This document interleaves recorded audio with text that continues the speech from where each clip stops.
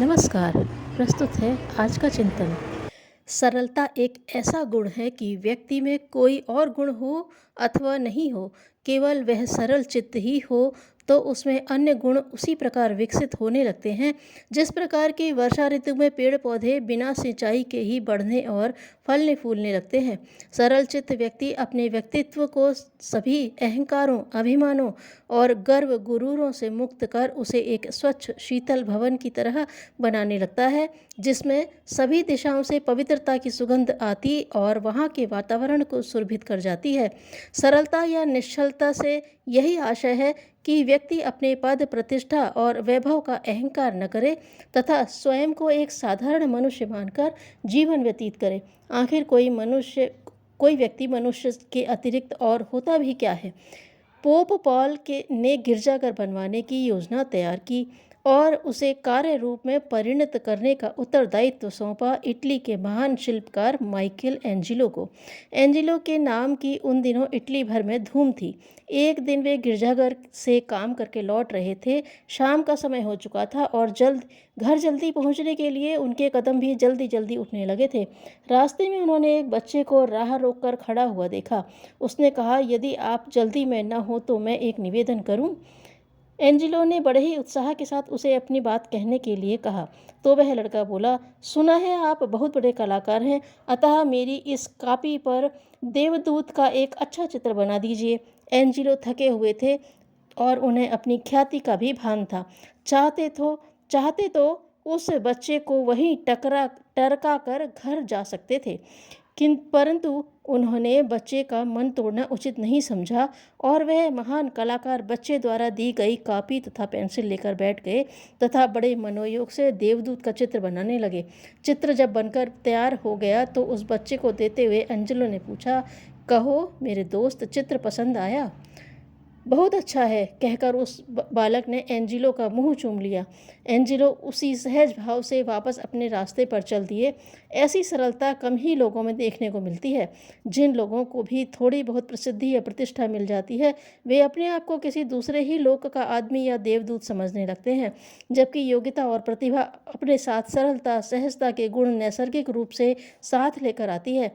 भारत के प्रथम राष्ट्रपति डॉक्टर राजेंद्र प्रसाद उन दिनों कांग्रेस अध्यक्ष थे।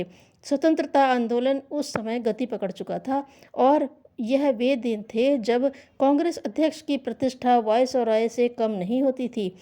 घटना सन 1935 की है। राजेंद्र बाबू वर्षा की फुहारों में भीगते हुए लीडर अखबार के कार्यालय में पहुंचे और चपरासी को अपना कार्ड दिया। संपादक CI चिंतामणि उस समय कुछ लिखने में व्यस्त थे। चपरासी ने वह कार्ड चुपचाप उनके मेज पर रख दिया और बाहर आकर सीधे साधे ग्रामीण से दिखने वाले राजेंद्र बाबू से इंतजार करने के लिए कह दिया। राजेंद्र बाबू ने देखा कि पास ही कुछ चपरासी आग ताप रहे थे। वे स्वयं भी वर्षा में भीग चुके थे। उन्होंने सोचा, क्यों न समय का सदुपयोग कर लिया जाए और पानी में भीगे कपड़ों को सुखाकर ठंड भगा ली जाए। यह सोचकर वे चुपचाप आग के पास जाकर बैठ गए। भीतर चिंतामणि जी ने जब अपना लेख पूरा कर लिया तो मेज पर पड़े कार्ड को देखा। कार्ड देखते ही वे चौंके।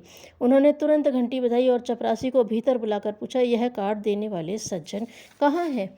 चपरासी ने उन्हें बताया कि वे बाहर ही इंतजार कर रहे हैं। चिंतामणि जी अपनी कुर्सी छोड़कर भागे दौड़े।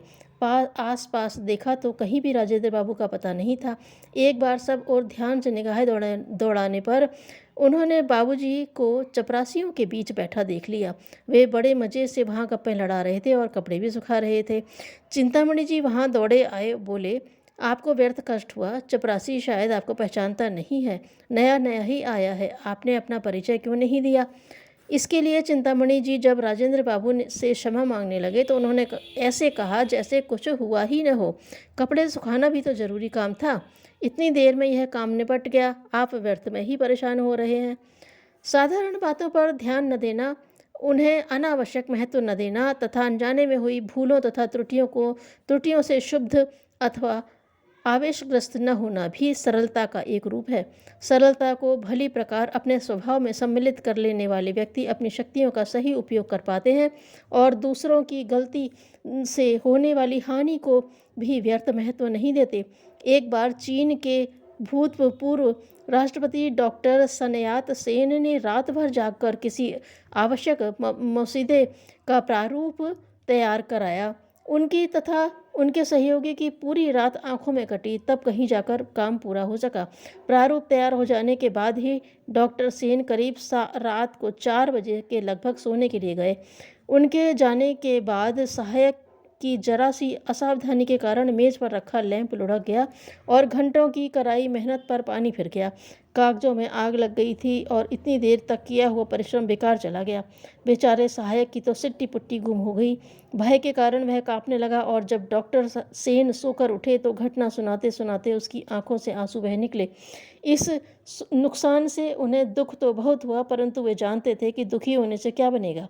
इसलिए वे अपने सहायक से बहुत ही शांत, सहज और मधुर स्वर में बोले, कोई बात नहीं, तुम भी थके हुए थे, ऐसे में असावधानी हो जाना स्वाभाविक है।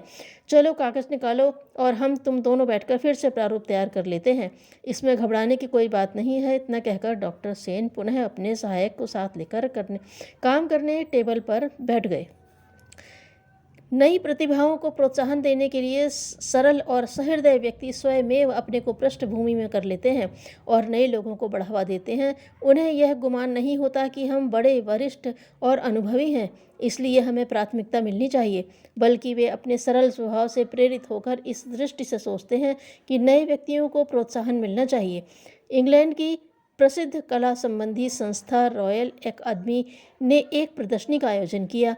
इसके लिए चित्र छांट कर लाए जाने लगे। सब चित्रों को यथास्थान लगा देने के बाद किसी नए कलाकार का बनाया एक चित्र बच रहा। इस चित्र को कमेटी के सदस्यों ने पसंद तो कर लिया था, पर समस्या यह थी कि उसे लगाया कहाँ जाए, क्योंकि सब स्थान भर चुके थे और चित्र लगाने के लिए कोई स्थान खाली नहीं था।